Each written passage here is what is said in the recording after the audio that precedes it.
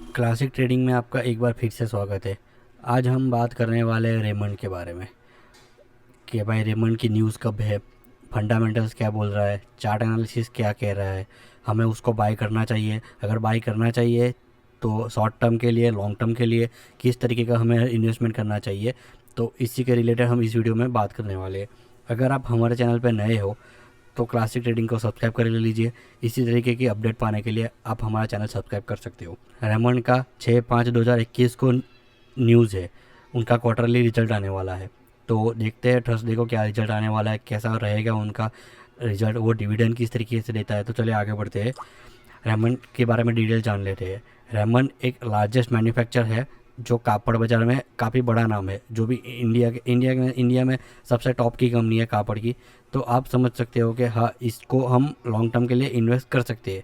एक यही बेस पे अगर देखें तो भी हम इतना डिटेल में सिर्फ कंपनी का स्ट्रक्चर देखें तो भी हम सोच सकते हैं कि हाँ, इसमें इन्वेस्ट कर सकते हैं। पर चार्ट एनालिसिस भी एक बात होती है, उनका जो पी रेशियो होता है वो सब भी देखना ज़रूरी होता है। तो इसी के रिलेटेड हम आगे देखते हैं। रेमंड का मार्केट 60% शेयर मार्केट सेटिंग में इंडिया में है। वो बिगेस्ट वुलन फैब्रिक मेकर है। वो 400 टाउन्स में 30,000 रिटेलर के द्वारा वो अपना कपड़ा बिकवाते हैं। वो भी पूरे इंडिया में 150 सिटी में उनका जो रेमंड का कपड़ है वो बिकता है। और इसके अलावा वो 55 कंट्री में बाहर एक्सपोर्ट भी करते हैं। अगर उनका रेमंड का फंडामेंटल देखें तो रेमंड का फंडामेंटल पी -4.65 रेशियो है, बहुत कम पी है। अगर रिटर्न ऑफ इक्विटी देखें तो -14.28%, डिबेट ऑफ इक्विटी रेशियो 0.79 और प्राइस टू बुक 1.07%। मतलब काफ़ी देखे तो उतना तगड़ा शेयर स्टॉक मार्केट में धूम नहीं मचा रहा है। हाँ, हालांकि उनका जो प्रॉफिट लॉस का जो रेशियो होता है वो अच्छा खासा रहता है और काफ़ी पुरानी कंपनी है, तो इस बेस पे हम उस पर ट्रस्ट कर सकते हैं। अगर शेयर होल्डर देखें तो प्रमोटर 48.84%, जो चेंज होके दिसंबर 2020 में 0.57% चेंज होके 48.27% है। FII 6.43%, मार्च 2021 में, दिसंबर में 6.39%, जो चेंज है 0.04% है। म्यूचुअल फंड देखे तो 2.24% और दिसंबर 2020 में 2.66% है, तो -0.22% डिक्रीज है। इंश्योरेंस कंपनी देखे तो 1.38% मार्च में 2021 में थे और दिसंबर 2020 में देखे तो 1.41, तो वो चेंजेस -0.03% निगलेटेबल है। नॉन इंस्टीट्यूशनल इन्वेस्टर 14.44%, दिसंबर 2020 में देखे तो 40.98%, चेंजेस देखे तो -0.44%। अदर DII देखे तो 0.37%, 0.19%, 0.18% चेंजेस है। तो उतना ठीक है, प्रमोटर बैठे हुए हैं, FII थोड़ा बहुत बैठा हुआ है, DII भी निकला हुआ नहीं है, तो स्टॉक उतना मूवमेंट नहीं होगी। अगर उनका क्वार्टरली रिजल्ट की बात करें तो नेट सेल्स देखें तो सितंबर 2020 में 674.21 और दिसंबर 2020 में 1243.44, मतलब चेंजेस देखें तो 84% का चेंजेस है नेट सेल्स में। तो काफ़ी अच्छा है, मतलब उनका सेल्स ज़्यादा हुआ है। अगर ऑपरेटिंग प्रॉफिट की बात करें तो 113.89 दिसंबर 2020 में, सितंबर 2020 में देखें तो -109.94, दिसंबर 19 में 206.79, तो टोटल चेंजेस -203.59%। मतलब ऑपरेटिंग प्रॉफिट कम हुआ है, हालांकि 19 के हिसाब से 20 में कम हुआ है, पर देखा जाए तो भाई पेंडेमिक था तो बनता है कि कम हो।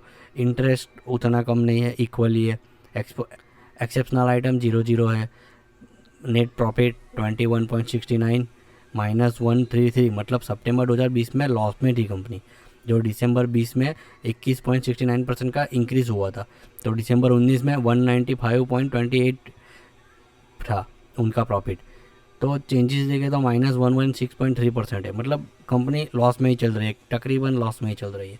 अगर प्रॉफिट मार्जिन देखें तो दिसंबर 2020 में 9.16, सितंबर 2020 में -16.31 और दिसंबर 19 में 10.94, मतलब उनका प्रॉफिट मार्जिन है जो बड़ा है वो 25.47% तक इंक्रीज़ हुआ है।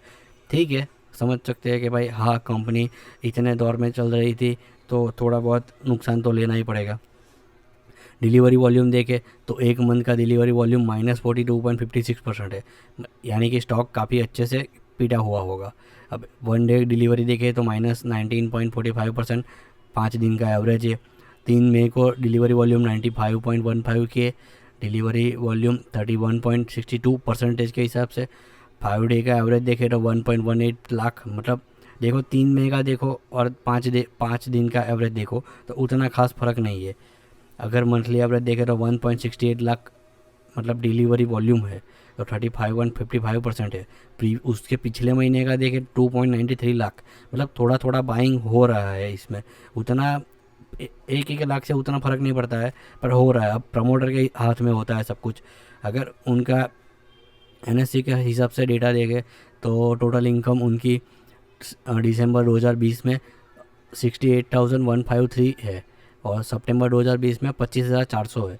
अगर पीबीटी देखें तो 1,236 उनका पीबीटी है दिसंबर 2020 में, और सितंबर 2020 में देखें तो -10,479 है, -10,479 है।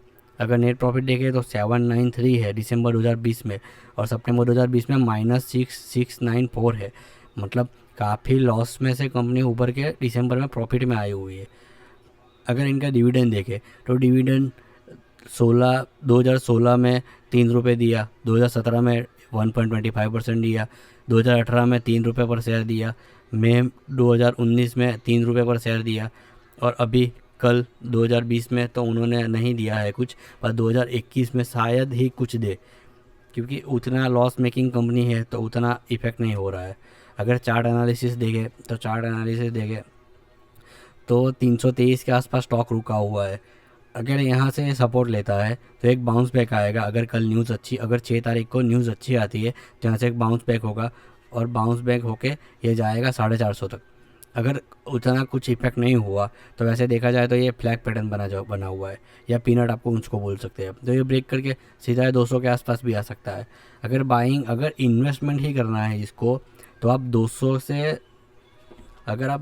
से 100 के बीच में आप इसको इन्वेस्टमेंट कर सकते हैं। अगर गिरता है पूरी तरीके से तो 200 से 100 के बीच में आप इन्वेस्टमेंट कर सकते हो। और उनका हाई देखे तो 1100 के अप उनका हाई था रेमंड का। तो एक टेक्निकली फंडामेंटल के हिसाब से देखें तो ये बाय करने का 200 के आसपास एक इन्वेस्टमेंट पर्पज़ से अच्छा है, क्योंकि पूरे इंडिया में सबसे ज़्यादा रेमंड का कापड़ चलता है, सबको पता है, शर्टिंग के लिए, और 55 कंट्री में भी ये एक्सपोर्ट करता है। तो अगर 200 के आसपास ये आ जाता है स्टॉक तो आराम से आप बाय कर सकते हो। लॉन्ग टर्म इन्वेस्टमेंट के लिए आप 2 साल 3 साल में आप इसको अच्छा रिटर्न देख सकते हो। इसी तरीके की जानकारी के लिए आप मेरा चैनल सब्सक्राइब कर सकते हो। तो थैंक्स फॉर वॉचिंग।